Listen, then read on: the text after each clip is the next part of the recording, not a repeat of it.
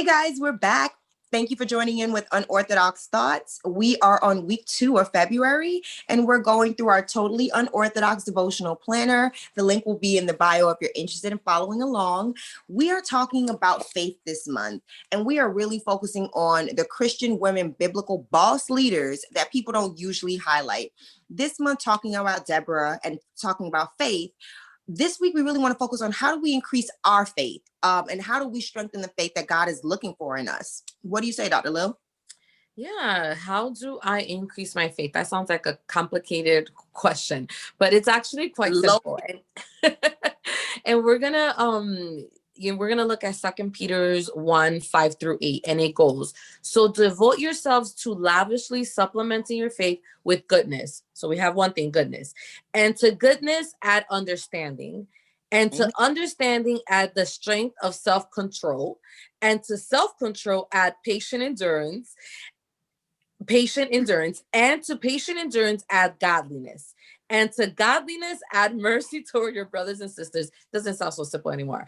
And to mercy towards others add unending love. And since these virtues are already planted deep within and you possess them in abundant supply, they will keep you from being inactive or fruitless in your pursuit of knowing Jesus Christ more intimately. So we see here that, this verse is giving us a few things that we need, right? We need goodness, and we need understanding, and we need self-control. We need patience. We need godliness, and we need to have mercy towards our brothers. And to that, we need to add unending love. But right after it says all of these virtues that we should have to find faith, it says that all of these things are deep inside us. Have things been disrupted because of trauma, or you're jaded because of circumstances, or you're just weathered from all of the situations that you've been in? Absolutely, right? But that does not mean that you don't possess all of these things inside you. I'm sure that if you ladies explore, there has been at least one act of kindness that you have engaged in the last 3 months. I'm sure that there's been something that you've done to show mercy to others. Is it consistent? Maybe not, right? But we're not asking for perfection. We're asking for progress, right? As one of our colleagues used to say, progress, not perfection. So what we're really trying to emphasize here is that, yes, there's all of these requirements, but do not be discouraged that they're not within you. They are within you.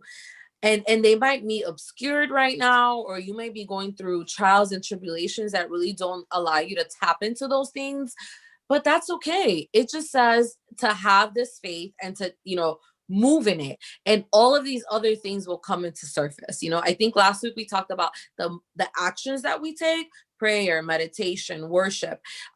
We take these actions even though we might not be really feeling them, and those actions are really like vehicles to helping you find your godliness, your goodness, your patience.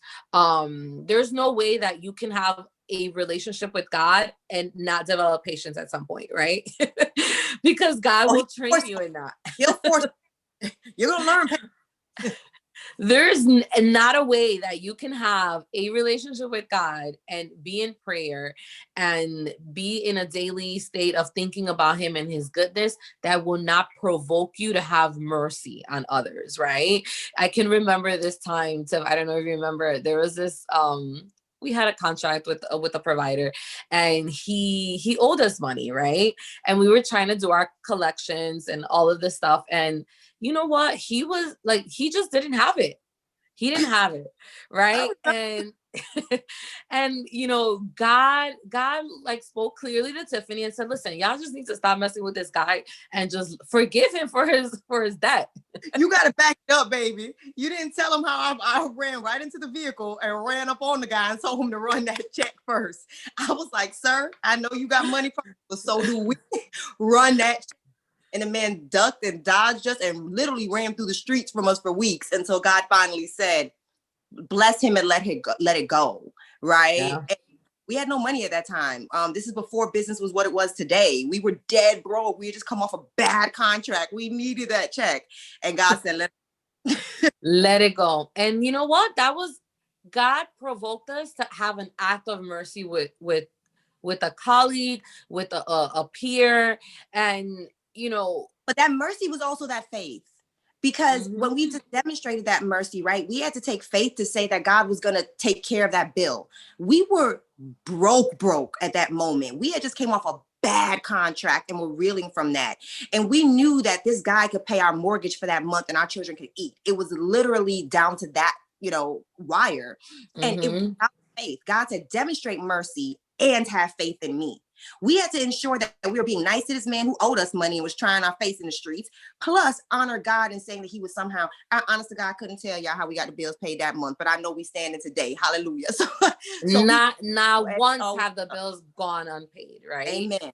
And so, you know what? And then it kind of developed into this thing that we didn't even like, we weren't even upset at him. We're like, we've all had issues. And I also want to like, I don't remember if this was before or after, but there was a time when we had our debt paid. Tiff, I don't know if you remember. We No. had this huge contract that we owed money to, and the guy Yeah. settled with us for Yeah. like pennies of what we owed him. Yeah. I don't know if that was before or after, but anyway, it returned to us, But it and did. what we owed this person It was was, after. It was after it we was had after. first, and then they came back and they did bless us in that way. They did. And the what we owed these people was a lot more than At least 3 times. forgave this other person, and that we just kind of were like, listen, don't worry about it.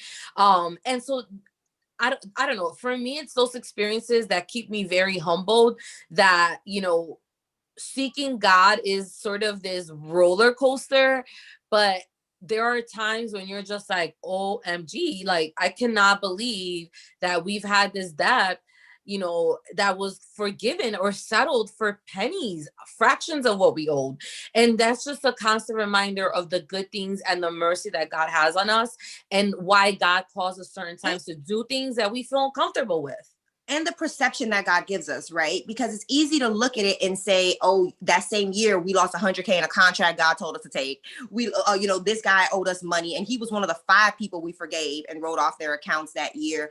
There were mad money problems, right? We could have looked at it as, we're getting shorted. Why is God trying us? Why is it always us? Versus, okay, God, what are you trying to teach us in this season that we need for the next season? And if it wasn't for that mercy, who's not to say when we got into our situation, God wouldn't have had that mercy on us? Our growth question for this week for you guys is, we want you to make a list of those memorials. When is it that you have tried that faith? God has tried your patience and you have shown up in the gap anyways. What were the outcomes? We really want to take a moment to remember our memorials and how God has shown up for us after demonstrating faith. And sometimes those don't correlate directly. Just like we said, that man never paid his check.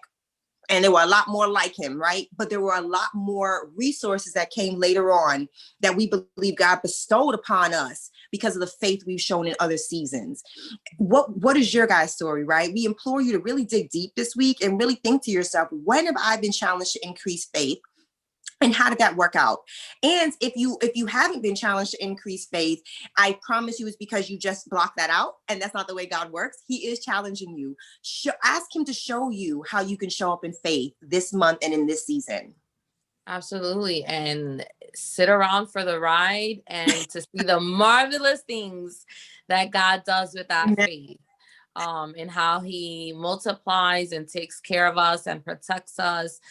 It's just amazing. And those memorials that you mentioned, Tiff, are the things that like, as we're traveling this path, those memorials are the things that we're like, wait a minute, we have a looming thing coming up. Like, money's looking crazy. The politics are crazy. The economy is crazy. Healthcare is like on its knees right now with everything that's been going on, right? And for us, those are things that impact our business.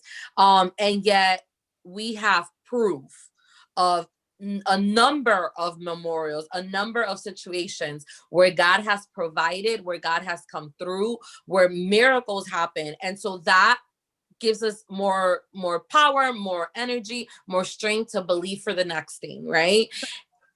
That's a really good example, because right now, right, we'll keep you guys updated on when the testimony comes. God had us walk away from very, very profitable businesses that he gave us that were very, very, very profitable. He was very good to us in that season. And he said, walk away and I want you to try this new project, right? And so we're being faithful and walking away from, we know not only pays the bills, but gives us a lifestyle. And we've said, fine, God, it's your will, right?